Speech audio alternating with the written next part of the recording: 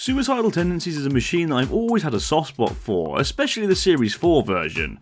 After a heat final loss to Mace 2 in Series 3, Suicidal Tendencies returned with a vengeance, and boy did it have a lot of promise. Seeded 32nd, this version of the machine returned with a new grungy look and armed with a set of strong lifting forks and a little pickaxe nicknamed the Toothpick. It was honestly a unique and interesting way of utilising the classic lifter-axe combination of the time.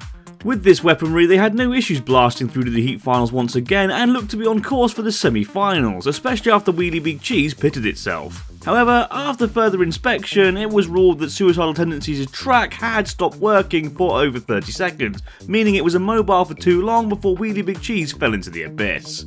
Whilst I personally believe this decision was correct, it left a very sour taste in the mouth, and it wasn't exactly a strong win for the supposedly best flipper of all time. Suicidal Tendencies had dominated the heat final up to this point, and when adding that to how dominant it was leading up to said heat final, it left a lot of fans wondering what could have been. And that's where I step in. I'm Anderson9132, the Robot Wars Guru, and this is what would have happened if Suicidal Tendencies' track didn't break in Series 4. The first question I must answer is, would it have won? The answer to that is a full-blown 100% never been so sure of anything else in my life, yes. Do I even need to explain why? Just look at the fight! Suicidal Tendencies bossed Wheelie Big Cheese all over the arena whilst it flailed around like a jellyfish in a washing machine. It had no issues controlling the battle and used its lifting forks to great effect, essentially carrying its opponent around the arena.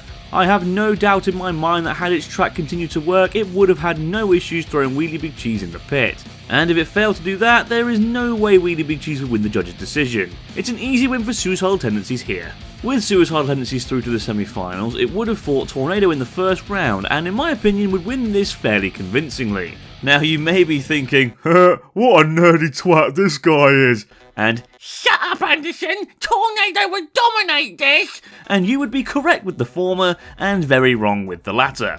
At the Debacle Robot Rumble that took place in November 2000, Suicidal Tendencies comfortably defeated Tornado after lifting it against the sidewall and repeatedly hitting it with its axe. The Tornado team even confirmed it on their own website.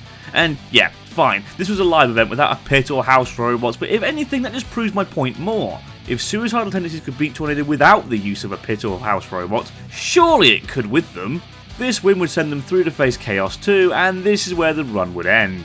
Whilst I can see Suicidal Tendencies potentially getting underneath Chaos 2's ground clearance and perhaps doing some damage to its vulnerable backplate, Chaos 2 was a different level of beast at this time. It was way faster and way better driven than Suicidal Tendencies, and in the Northern Annihilator we did see Chaos 2 showing us all how easily they could flip it. I don't think it would be a KO victory for the defending champions, but it would certainly be a dominant judge's win. And no, I'm not going to see how this would domino affect Series 5 because there are way too many variables, like seedings, to take into consideration. This was a short video though. And speaking of Series 5, there was another what-if scenario revolving around Suicidal Tendencies after it broke down irreparably after winning its round 1 battle, if you can call it that, against Rick. I guess that gives me a chance, for the first time ever, to do a what-if within a what-if! Had Suicidal Tendencies not pulled out like your dad should have in Series 5, it would have fought Destructive Bubble in the Heat semi-final in what would have been a foregone conclusion. Sure, the bubble would be too big for Suicidal Tendencies' Crusher, and I'm using about 20 quotation marks around the word Crusher there, but Suicidal Tendencies would have no issue pushing Destructive Bubble around the arena, and would probably use its claw to grab a hold of its axe like me holding on to any hope that I won't disappoint my parents one day, and drag it around the arena and into the pit. It would then fight Razor, which would bum it. It just would, let's be real here. And that's it for these theories and this video. Do you agree with me, or do you think I'm more out of touch than BattleBots fans over the age of 40? What do you think would have happened in these scenarios? Let me know in the comments below. I'm Anderson9132, the Robot Wars Guru, and I'll see you next time.